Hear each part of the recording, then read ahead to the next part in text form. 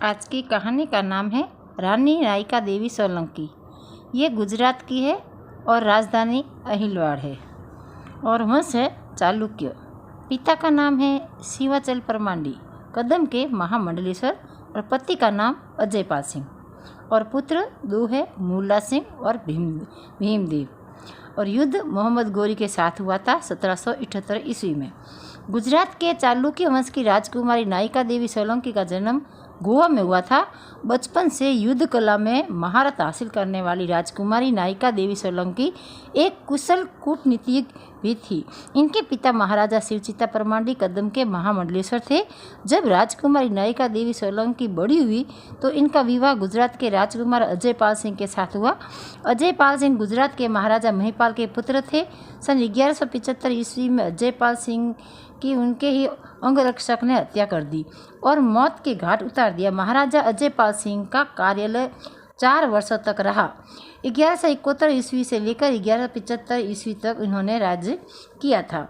महाराजा अजयपाल सिंह सोलंकी की मृत्यु के पश्चात अहिलवाड़ा गुजरात की कमान नायिका देवी सोलंकी के हाथ में आ गई, क्योंकि इस समय इसका पुत्र आयु में बहुत छोटा था। अजयपाल सिंह सोलंकी रानी नायिका देवी सोलंकी के 2 पुत्र थे। बड़े का नाम मूलराज और छोटे का नाम था भीमराज। गुजरात राज्य के लिए यह संकट का समय था, क्योंकि कई विदेशी आक्रांताओं की और दुश्मनों की नज़र इस राज्य पर थी।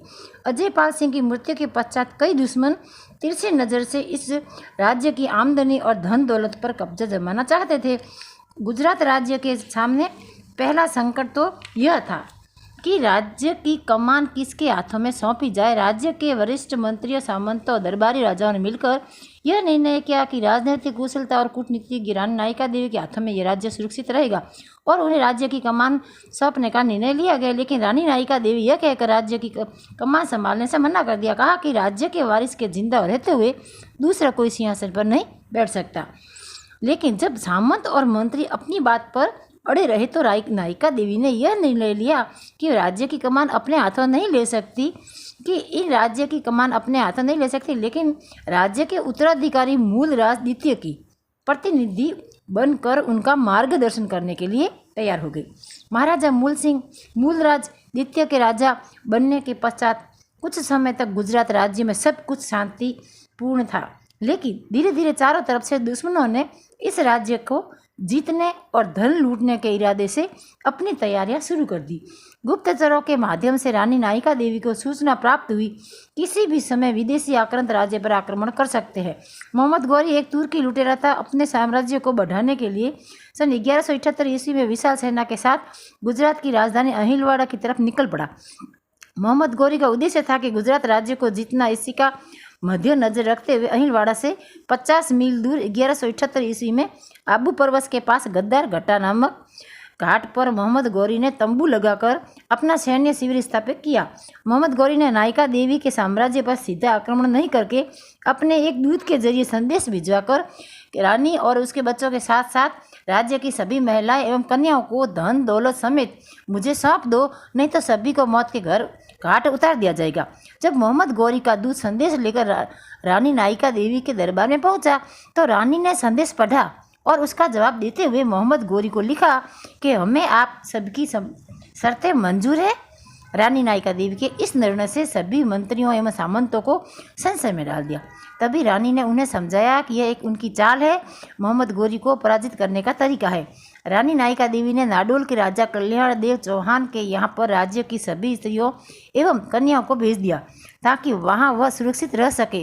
रानी नायिका देवी सेनापति कुंवर रामवीर को आदेश दिया कि आप कुछ सैनिकों के साथ मेरे से कुछ दूरी पर रहना। पूर्व योजना के अनुसार रानी ने 200 वीर और बलशाली योद्धाओं को आदेश दिया कि तुम भेष बदलकर मोहम्मद गौरी की सेना में शामिल हो जाओ। कुछ योद्धा आबू पर्वत की तलहटी में छुप गए।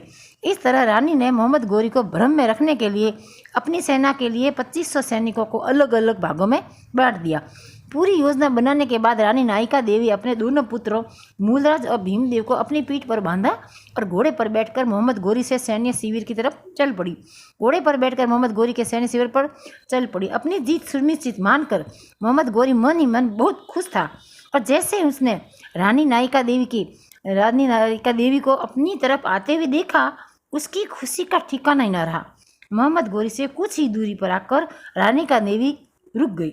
जैसे ही रानी नायिका देवी रुकी, मोहम्मद गौरी की सेना में शामिल राजपूत सैनिकों को देखकर मोहम्मद गौरी के पैरों तले जमीन खिसक गई। मोहम्मद गौरी कुछ ही समझ पाता इससे पहले रानी ने तलवार के तेज धार से मोहम्मद गौरी की गुप्त अंग को भंग कर दिया। घायल अवस्था में दर्द से कांपता हुआ मोहम्मद गौरी युद्ध मैदान से भाग निकला। मुल्तान पहुंचने के बाद मोहम्मद गौरी ने देखा कि वह तो नपुंसक बन गया। इस घटना के बाद मोहम्मद गौरी ने आगामी 13 वर्ष तक भारत की तरफ आंख उठाकर नहीं दिखा। ये आपको कहानी कैसी लगी? लाइक करना, कमेंट करना, सब्सक्राइब जरूर करना है।